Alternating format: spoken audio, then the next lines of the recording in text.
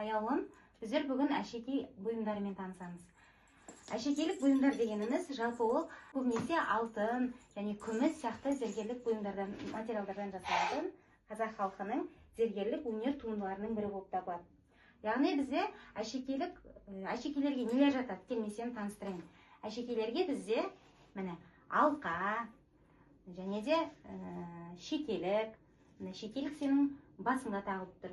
Яғни шекелікті біз тақияны немесе сәукелені киген кезде соны әсемдеу үшін тағылатын әшекей болып табылады.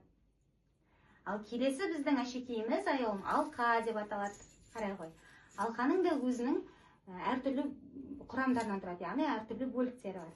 Міне, бұның астындағы бөлікті біз алақан деп атаймыз. Ал мына астындағы бөлігін біз аяқ деп атаймыз, яғни сылдырлақ деп атаймыз. Ал мына мойынға тағатын біз бұны шынжыр деп атаймыз, қызым. Келе ғой, мен бұл алқаны сенің мойныңа тағып берейін. Тағамыз ба? Иә. Келе ғой.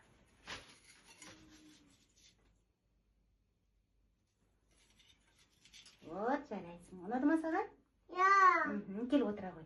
Енді келесі бұйыммен таныстырайын. Міне, сенің шашыңдағы келесі біздің әшекейіміз бұл шашбау деп аталады. Иә. Шашбауды біз шашымызды әсемдеу үшін тағамыз. Маманы айтшы.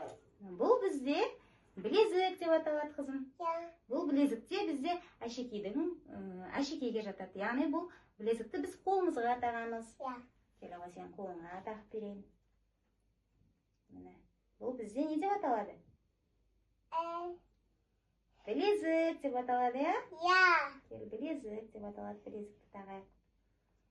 Қазір, мен саған бір әдемі туынды жасайын. Ал сен менімен бірге қосып ән айтамыз ба екеуміз? Иә. Ал, бірге айтайық. Балдай тәтті бөбегім, сенің көзің қарақат, әкешіңнің өнері бойыңда бар алапат. Мақтан үшін өнеген менің мамам қарақат, менің мамам. Жарайсың, қызым. Енді қара, мен саған мынандай бір әдемі әшекей дайындадым. Оны келе ғой. Ал қазір мен саған дайындаған түймешегімді көрсетейін. Сен сондай өнерлі қыз болғандықтан, мен саған мынандай әдемі түймешек дайындадым. Келе ғой. Кел, бұл түймешектің не мақсатпен тағылатынын саған айта кетейін.